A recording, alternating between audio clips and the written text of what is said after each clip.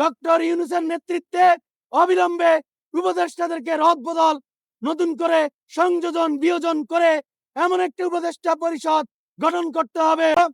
ইনকিলাব মঞ্চের মুখপাত্র বিপ্লবী শরীফ ওসমান হাদির উপর যে হত্যা চেষ্টা চলেছে তার প্রতিবাদে জুলাই মঞ্চের পক্ষ থেকে খুব সংক্ষিপ্ত একটি বিক্ষোভ মিছিল পরবর্তী সমাবেশে আপনাদেরকে সাধুবাদ জানাচ্ছি। আপনারা জানেন গতকালকে যে ঘটনাটি ঘটেছে এটি কেবল হাদির উপর কোনো হামলা নয়, এই হামলা জুলাইয়ের চেতনার উপর হামলা, এই হামলা বাংলাদেশের স্বাধীনতার উপর হামলা, অখণ্ডতার উপর হামলা। এই হামলা আগামীর যে নির্বাচন এই নির্বাচনকে বানচাল করার হামলা।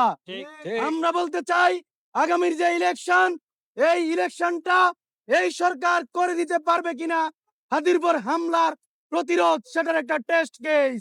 আমরা বলতে চাই হাদির উপর এই হামলা প্রমাণ করে আগামী নির্বাচনকে পরাজিত শক্তি চ্যালেঞ্জ ছুড়ে দিতে পারছে।